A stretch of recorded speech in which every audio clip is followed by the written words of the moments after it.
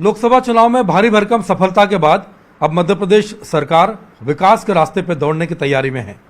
हमारे साथ मौजूद है मध्य प्रदेश के उच्च शिक्षा मंत्री इंदर सिंह परमार जी। बहुत बहुत स्वागत है सर आपका। नमस्कार, धन्यवाद। सरकार चुनाव से फ्री हो गई है। पिछली बार स्कूली शिक्षा आपके पास थी, इस बार उच्च शिक्षा आप देख रहे हैं। क्या तैयारी इस बार है? देखिए, राष्ट्रीय शिक्षा नीति जब लागू की गई तब से अमूलचूल परिवर्तन करने का काम देश में प्रारंभ किया।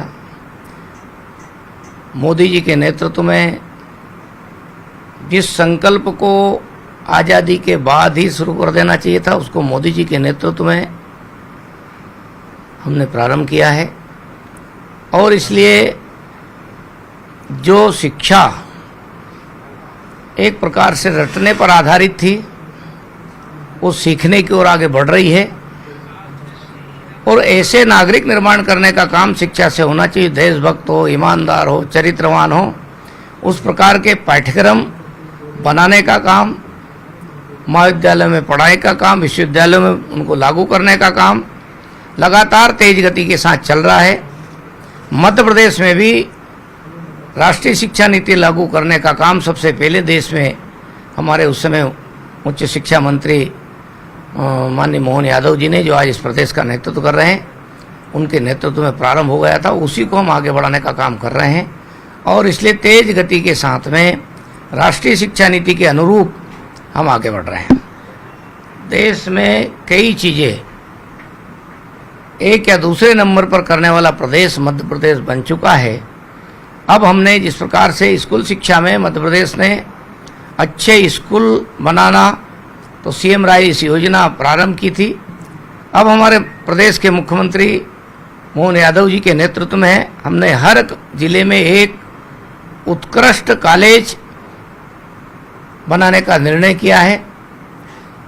उस कॉलेज से हमारे विद्यार्थियों के भावी भविष्य को लेकर जो जो रोजगार के कोर्स प्रारंभ करने का हो या वैचारिक रूप से उनको खड़ा करने का हो, सर्व सुविधा युक्त महाविद्यालय बनाने पर हम काम प्रारंभ कर दिया है। आने वाले समय में एक अलग परिदृश्य शिक्षा का मध्य प्रदेश में दिखने वाला है। जब आप स्कूली शिक्षा मंत्री थे तब मुगलों के इतिहास को लेकर भी आपने काफी प्रयास किए थे। अब उच्च शिक्षा लेवल पर भी इस तरह के प्रयास किए जा रहे हैं। इनसे लगता है आपको कि कोई नई पीढ़ी का अलग तरीके से निर्माण होगा? देखिए, मैं समझता हूँ इतिहास जो होता है उसको तोड़ मरोड़ कर कोई पेश नहीं करना चाहिए। कोई भी बात होती है वो जैसी ऐसी रखना चाहिए। कांग्रेस की सरकारों ने अपने वोट बैंक को समझते हुए इतिहास को बच्चों तक पढ़ाने की कोशिश की। यहाँ तक कि जो गौरवशाली इतिहास था उसको भी अलग कर दिया गया। यानी एक प्रकार से कांग्रेस की सरकारें जो अंग्रेजों द्वारा पोषित शिक्षा नीति थी उसी के आधार पर चलती रही है और इसलिए उसको बदलने का काम राष्ट्रीय शिक्षा नीति कर रही है। अभी आप देखते हो, अभी एनसीईआरटी ने जो बड़ा निर्णय किया है, भगवान राम के जन्म स्थान पर 500 साल पहले जो मंदिर था, उस मंदिर को जिन लोगों ने ध्वस्त किया था 1992 में, उस ढांचे को देश के राम भक्तों ने गिरा दिया था। उसको दुर्भावनापूर्वक इतिहास के पन्नों में जोड़ा गया था, गलत तथ्यों के आधार पर जोड़ा गया था, गलत तरीके से जोड़ा गया था। एनसीईआरटी ने उसको अलग किया है और सकारात्मक भाव से भगवान राम के जीवन को, जो राम मर्यादा के प्रतीक के रूप में जाने जाते हैं, उनका राज्य तो आज तक भी लोग राम राज्य की चर्चा करते आए हैं। स्वयं महात्मा गांधी ने आज़ादी के आंदोलन में जब उनसे पूछा कि बापू ऐसा लगता है कि अब अंग्रेज जाने वाले हैं, आप कैसे राज्य की कल्पना करते हो? स्वराज की बात तो थी, अपने राज्य की बात तो थी, लेकिन बापू ने एक शब्द में कहा कि हम राम राज्य लाएंगे। यानी राम का राज्य, अभी तक राम के बाद में जितने भी शासक हुए हैं, कोई इतना अच्छा आदर्श राजा कहीं छुटपुट क्षेत्र के लिए हुआ होगा।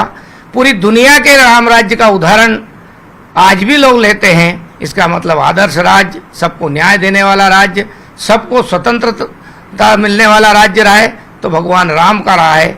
और राम के राज्य में ना कोई ताले लगते थे, ना कोई भूखा सोता था। ऐसा आदर्श राज्य की कल्पना महात्मा गांधी ने की थी।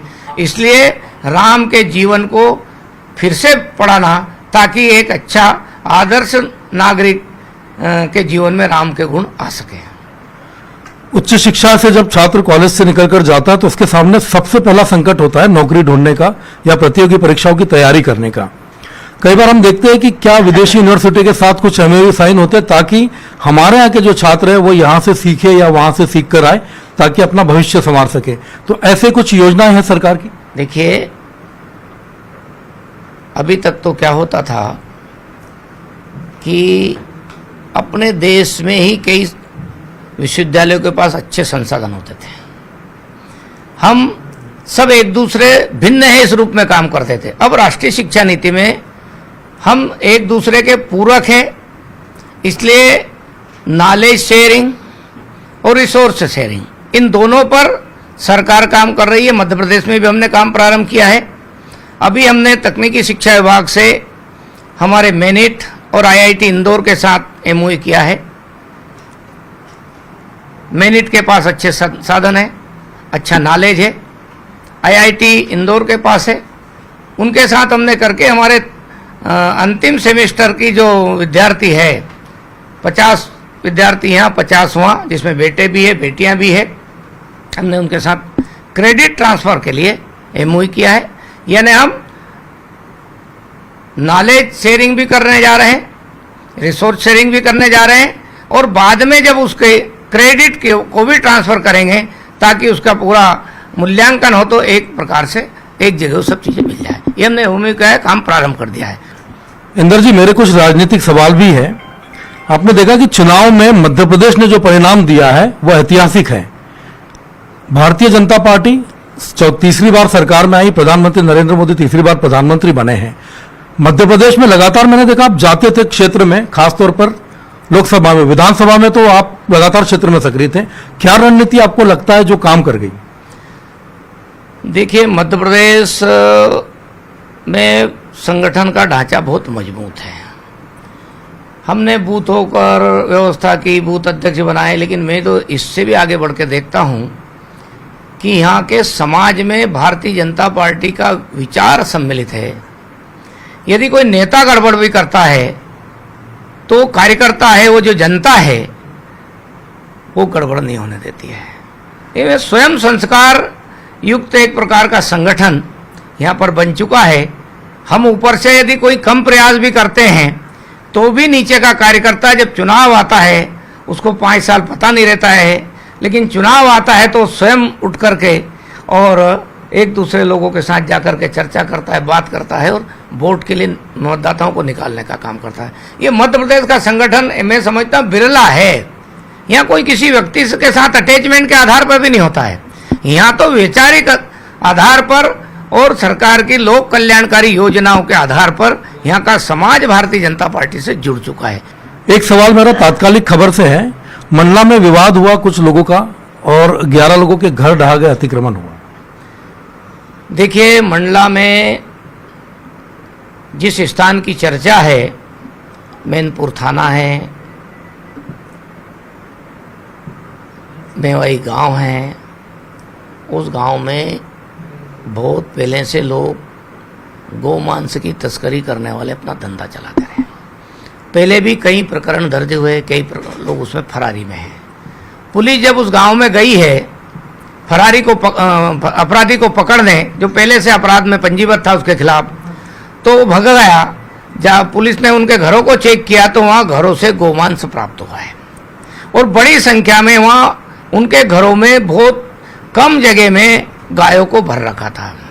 पुलिस को शंका होती गई, पुलिस आगे बढ़ती गई, लोग भग गए। केवल एक व्यक्ति वहाँ मौके पर से गिरफ्तार हुआ। ये वास्तव में घटना है। इसका मतलब मध्य प्रदेश में जो कानून है गोहत्या का, उस कानून का उल्लंघन वो कर रहे थे और उसके उस गोहत्या के विरोध जो नियंत्रण का जो कानून है उसके अंतर्गत पुलिस ने कार्रवाई की है। दूसरी तरफ रही लोगों के मकान ढाने की, मकान अतिक्रमण किए हुए थे, शासकीय भूमि पर, गोचर भूमि पर बनाए हुए थे, पहले से उसकी प्रक्रिया चल रही थी। संयोग ऐसा बन रहा है कि वो अपराधी थे और अतिक्रमण कर रहे थे, इसलिए प्रशासन ने उन पर कार्रवाई की। मैं समझता हूं कि पुलिस की कार्रवाई अपराधियों को पकड़ने के मामले में भी और उस वहां के जो एक बहुत बड़ा गिरोह काम करता था उनके खिलाफ सख्त कार्रवाई की है, और उन अपराधियों ने ही अतिक्रमण किया था, उनके मकानों को तोड़ने का काम प्रशासन ने किया है। वो नियमानुसार है, वैधानिक प्रक्रिया से किया गया है, किसी भी प्रकार से नियम का उल्लंघन प्रशासन ने नहीं किया है।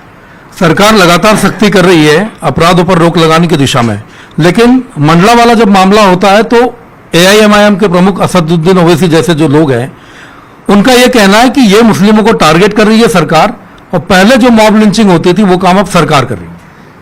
मेरा कहना है ओवैसी साहब से कि आप ये बताओ, पुलिस कार्रवाई करने जाती है, कोई भी अपराधी हो, अपराधी को पकड़ना, धर्म देखती ना जाति देखती है। अब अधिकांश ऐसे अपराधों में मुसलमान ही क्यों मिलते हैं? उनको अपने समाज के लोगों को भी समझाना चाहिए कि भारत में आस्था का विषय है गोमाता, गाय, उसकी हत्या करने से उनको क्या मिलना है?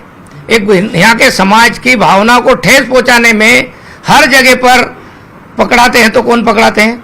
ये ओवैसी साहब को स्वयं विचार करना चाहिए। और ओवैसी साहब देश भर में कोई भी अपराधी पकड़ाता है, यदि वो उनके वर्ग से होता है तो उसको बचाने के लिए आते हैं। उनके सामने ना संविधान का मायने होता है, ना कानून प्रक्रिया का मायने होता है, केवल अपराधियों को बचाने वाले ओवैसी आज वो स्थापित हो रहे हैं। इसलिए मैं समझता हूं कि उनकी बात पर में कोई दम नहीं है। मध्य प्रदेश की सरकार ने अपराधियों पर कार्रवाई की है और मध्य प्रदेश की सरकार आगे भी अपराधियों पर कार्रवाई करती रहेगी। आखिरी सवाल है मेरा, छात्र संघ चुनाव को लेकर। लंबे समय से छात्र संघ चुनाव नहीं हुए, जबकि छात्र संघ चुनाव युवा नेताओं की एक पौध तैयार करती थी। आपको लगता है इस सत्र में होने की संभावना है? देखिए, कैलेंडर में हम हर वर्ष छात्र संघ चुनाव के लिए वो छोड़ते हैं, किन्हीं किन्हीं कारणों के कारण से, परिस्थिति बनने के कारण से छात्र संघ चुनाव नहीं हो पाते हैं। अभी छात्र संघ चुनाव हम किस पद्धति से कराएंगे उस पर डिस्कशन चल रहा है, आने वाले समय में हम उसका जल्दी निर्णय करेंगे। ये है मध्य प्रदेश के उच्च शिक्षा मंत्री इंदर सिंह परमार जी, जिन्होंने कहा है कि सरकार अभी ऐसे कई काम करने जा रही है जो विकास के नए पैमाने तय करेंगे। जहां तक छात्र संघ चुनाव को लेकर बात है कि सरकार के प्लान में ये पहले से ही है, लेकिन जब उसका वक्त आएगा तो वो भी हो जाएंगे। सर बहुत बहुत धन्यवाद बात करने। धन्यवाद सर।